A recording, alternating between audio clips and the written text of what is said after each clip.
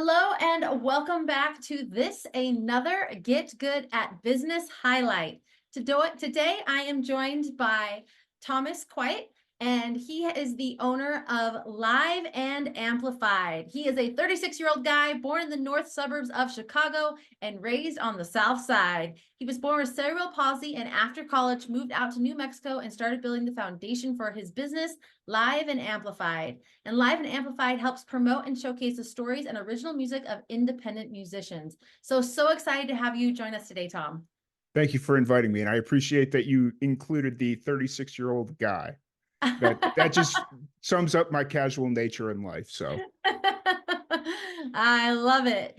So tell us a little bit about your background. Was there a pivotal moment, or what experience did you have that really fueled the inception of your business?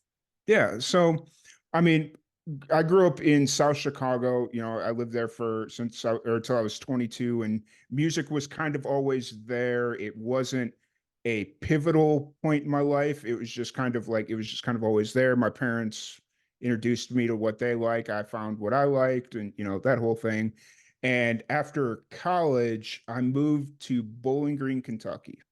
Um, yeah, I stayed there for a little bit. I had an internship and I was working with a few guys, and they did this music like YouTube channel where they were interviewing musicians and playing like acoustic sets and stuff like that. And I thought it was really cool. But they didn't have the drive to keep it going. Like they were a whole bunch of them, and they just too many cooks in the kitchen, essentially. And I always kind of kept that idea in the back of my head, but I didn't know anything about audio recording. I knew about video production and video editing because that's what I studied in college. And so I just kind of kept it in the back of my head, and I moved out to New Mexico about 6 months later or so. And I started hanging around with a music producer. No, he wasn't a producer. He ran a music studio out in Roswell, New Mexico, which is where I was living at the time. And I started hanging around with him, and we'd hang out late at night, and all the musicians would just be telling me the craziest stories you'd ever hear in your life. Like, Of oh, course. we went out to tour, and just like all these crazy stories. And I'm like, do you guys do like podcasts? Do you guys like talk about this stuff? Do you share these stories? Like, because these stories are what's going to connect you to your audience. And I've always kind of had like a marketing background. That's what I studied as like my minor in school. And then that's kind of what I do to pay my bills in a day job is I work in a marketing. And so I've kind of always just had that background. Um, and so I just kind of started throwing this idea at them. They're like, well, why don't you start something? Start it like a company or something. And I'm like, you know what? I will. And so like 6 months later, we sat down, we recorded the first video series of Live and Amplified, and that was in December 2015. Nice. So I've been going for a while and Yeah. just commit to meet the right people and have the right background and get it going.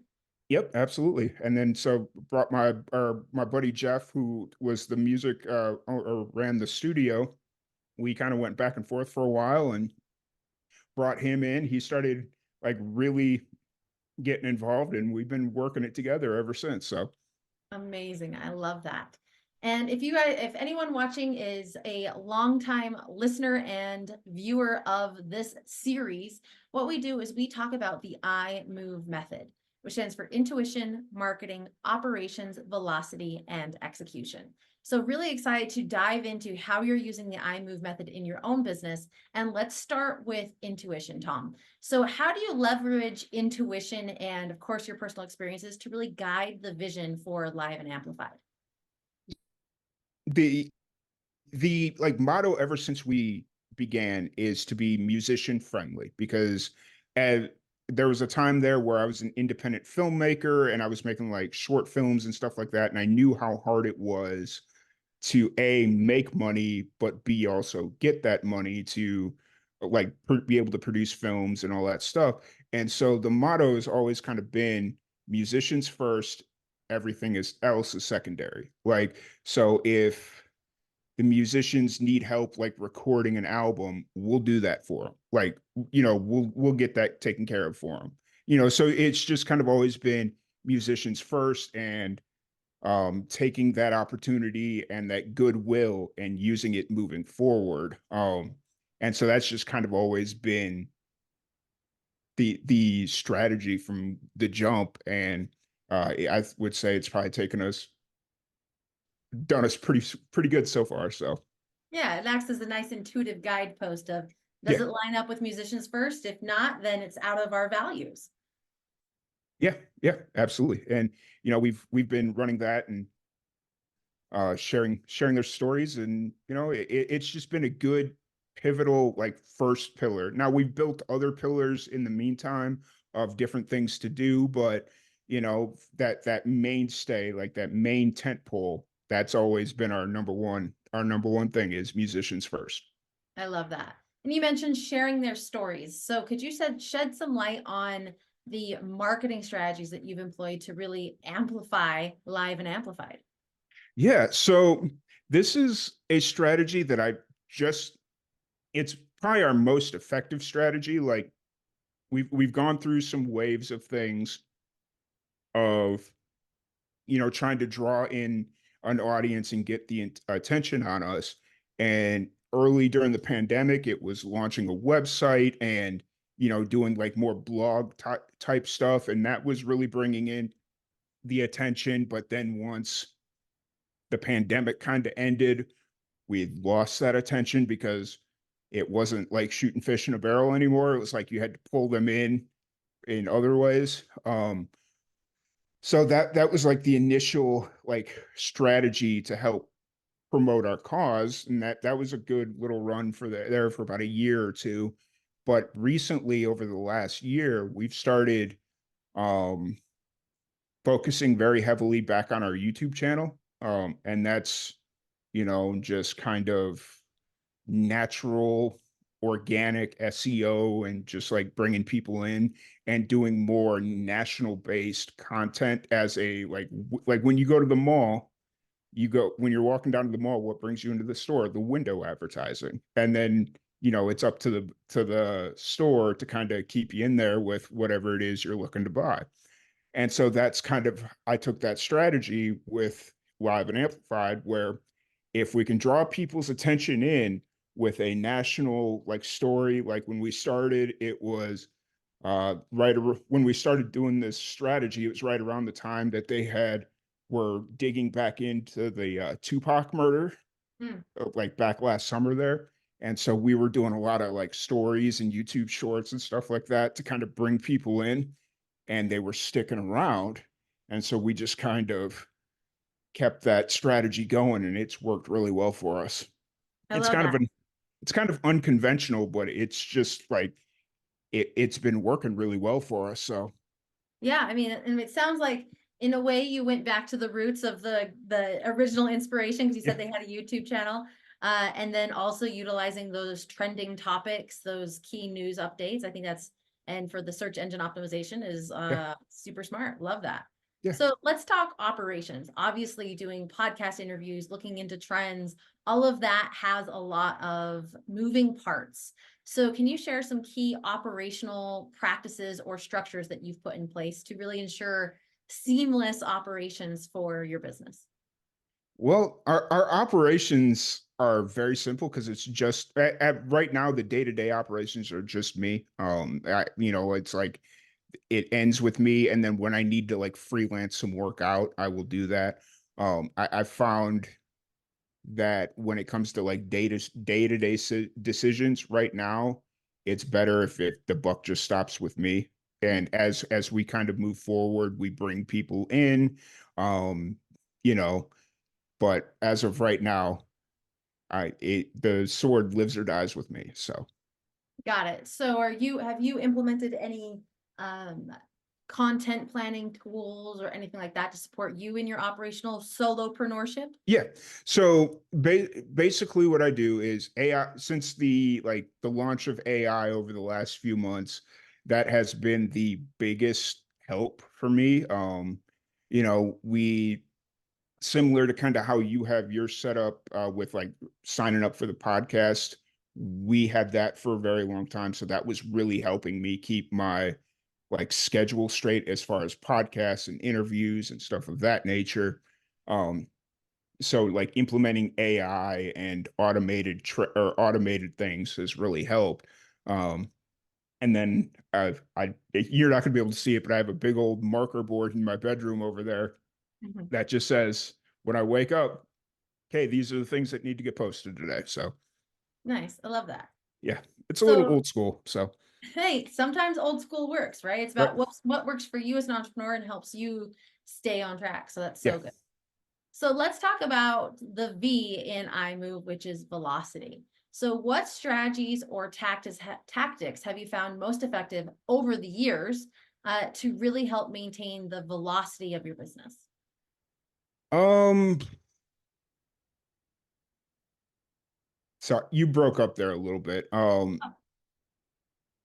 can you Hold hear? on. Can you hear Yeah, I me? can. Yep, I can got you now. So, What strategies and tactics have you found to be most effective when it comes to maintaining the velocity and the momentum for your business over the years? oh well, so over the years, it like consistency has been the biggest, like especially when it comes to like social media and just content creation in general.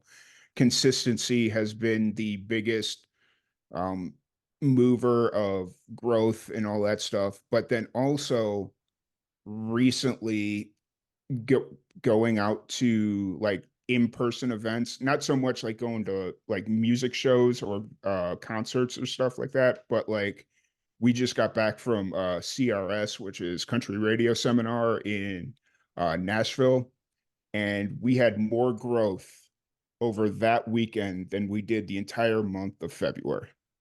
Wow. So So really going to those in-person right audience events is really helping. yes, yes, just like target, like they're all there for the same reason, and just know going in with the frame of mind of, okay, everybody's there because they love country music or they just love music in general. So if I can just play the cards right and just take advantage of all of them sitting in one area, it's a can't miss situation. So Yeah, beautiful.